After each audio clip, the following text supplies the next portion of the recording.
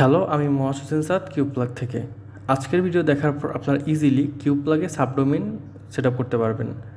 তো কিউপ্লাগে যখন আমরা অ্যাকাউন্ট তৈরি করি বা স্টোর ক্রিয়েট করি, আমাদেরকে ফ্রিতে একটি first of all subdomain create করতে পারি। তবে আমরা চাইলে সাবডোমেইনের যে এক্সটেনশন রয়েছে ওইটা আমরা চেঞ্জ করতে পারবো। যেহেতু কিউপ্লাগে নতুন আপডেটে অ্যাকাউন্ট থেকে মাল্টিপল সাবডোমেইন অপশন রয়েছে এবং ওইখান থেকে আমরা যে কোনো এক্সটেনশনই চুজ করতে পারবো, সো ওই ক্ষেত্রে আমরা এটা চেঞ্জ করতে পারবো।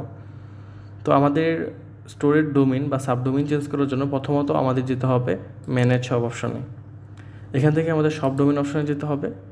তারপর এখান থেকে আমাদেরকে ইউর ফ্রি ডোমেইন অপশন থেকে এখান থেকে আমরা যে এক্সটেনশন চুজ করতে যাচ্ছি ওইটা চুজ করতে পারবো। তো বাই ডিফল্ট myqplug.xyz থাকবে। আমরা চাইলে এখানে bdcard.shop, bdhart.site অথবা plugmart.xyz চুজ করতে পারবো। চুজ করার পর বা যেটাই চুজ করবো আমরা সেভে ক্লিক করবো। আমরা চাইলে আমাদের স্টোরের ডোমেইনটাও চেঞ্জ করতে পারবো। ওই ক্ষেত্রে আমরা যা লিখতে চাই ওইটা লিখে দেন আমাদের এক্সটেনশন যেটা হবে, যেটা শর্ট মনে হবে বা যেটা ভালো ব্র্যান্ডেবল মনে হবে, ওইটা দিয়ে জাস্ট সেভে ক্লিক করলে আমাদের ডোমেইন সেভ হয়ে যাবে।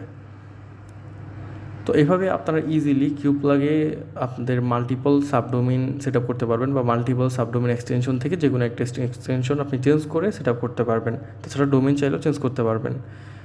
সো আজকের ভিডিওটি এতটুকুই। যদি ভালো লাগে অবশ্যই লাইক করে রাখবেন, চ্যানেল সাবস্ক্রাইব করে রাখবেন, তাহলে ভবিষ্যতের টিউটোরিয়ালগুলো সবার আগে দেখতে পারবেন।